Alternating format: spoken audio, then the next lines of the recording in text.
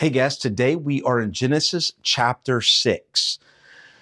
So in chapter 6, we just read chapter 5 about the world is populating. There's a lot of people and a lot amount of time that has happened. And when we get to chapter 6, we see some interesting things happening.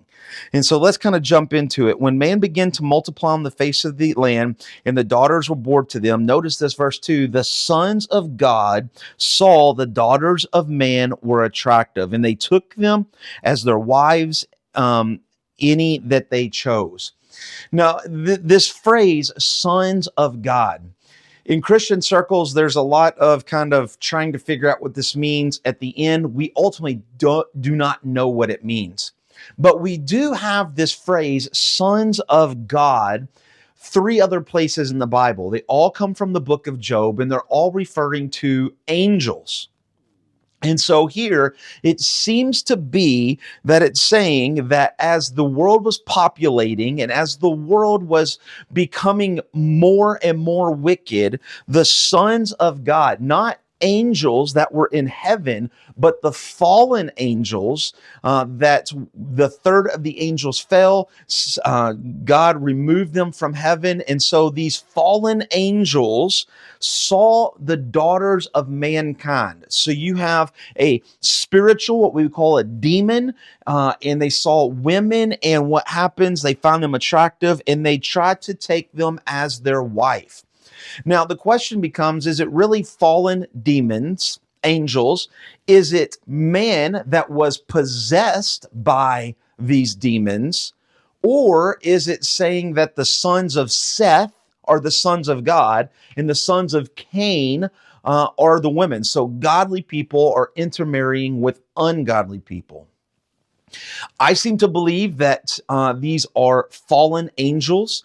Maybe they were fallen angels who possessed mankind, but even then we have some questions about, because their physical form changes and some things of that nature that we'll get to in just a few verses.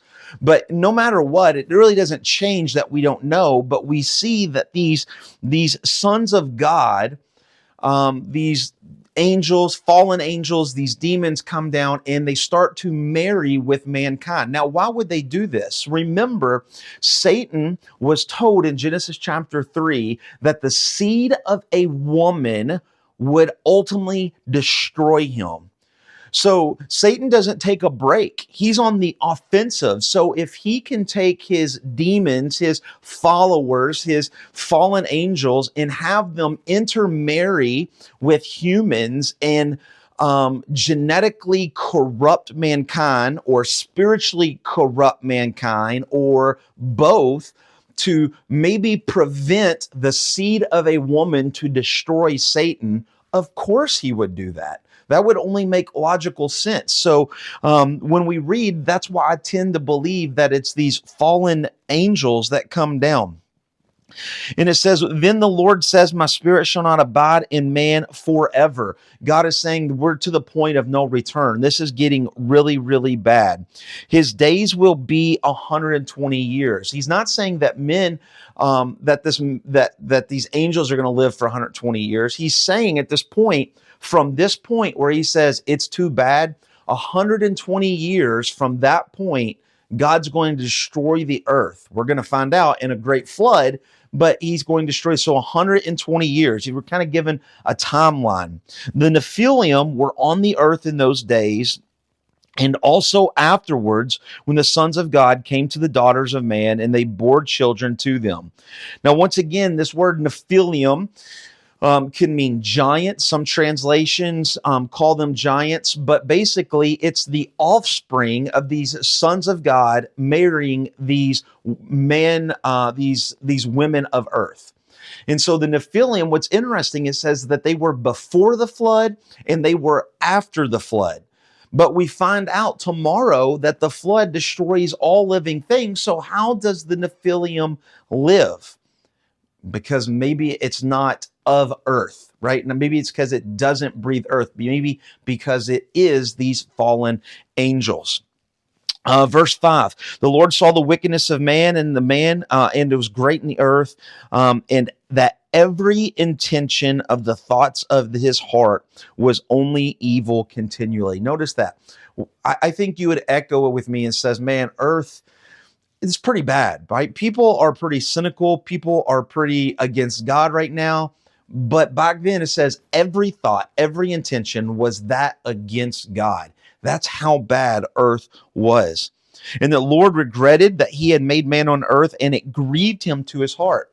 When it says he regretted, it doesn't mean that God looked out and was like, man, I can't believe this happened. Of course, God knew it was going to happen. He created it. He wanted it to happen because he needs the Messiah to come through this. But notice he looks at this and it says it grieved him. God sees his plan, and his plan is going out the way he wants. But notice this, that God is still affected by the actions of mankind. The things that we do today truly affect the heart of God. That's how personable God is. Verse 8, but Noah found favor in the eyes of the Lord. He didn't earn favor, he found favor. Just like we cannot earn salvation, salvation is only given by God. It is only found through God, right? So he didn't work his way up to where God said, oh, you're good. It was simply by grace. Verse 9, these are the generations of Noah. Noah was a righteous man, blameless in the generation. Notice this, he was righteous and blameless. It doesn't mean that he was holy, it doesn't mean that he was sinless, but this could be pointing back to the fact that Noah has not been affected by the intermarrying and the offspring of these sons of God and the women of earth, right? So he is spiritually okay, he is morally okay, and he is also physically okay. And so he does this. Noah walks with God. He has a relationship with God. Now the earth was corrupt in God's sight, and the earth was filled with violence. So not only is the earth expanding, the earth has violence, the earth has wickedness, every intention is against God. And God said, verse 13, I have determined to make an end of all flesh. Now, a lot of people say, man, that's really harsh. Why would God kill everybody? Was it really that bad? And remember, since Genesis 3, every single human dies. God chose to just do it a little quicker, right? He just chose to do it a little bit quicker. So it's not that God is harsh and he didn't have to kill everybody. Everybody's going to die. He just chose to do it by his means on his timeline. Make yourself. See that yourself, it's Noah's project. He couldn't subcontract it out. This is something that Noah wanted to do. Make yourself an ark of gopher wood, make rooms in the ark, cover it, and he builds the ark. And he gives us the dimensions. It's 510 feet long by 85 feet wide and 50 feet tall. This is the largest ship, right? This is a huge, huge boat. In verse 17, he says, I will bring flood of waters upon the earth to destroy all flesh.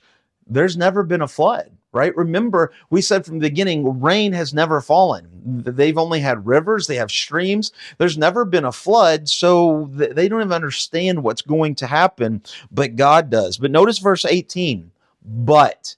So there's all this bad information, but there's something's about to change. I will establish my covenant with you. God says, all this bad stuff's going to happen, but Noah, I'll make a promise to you. I will promise you, you will be safe. And he will be safe. The animals will be safe. The birds will be safe.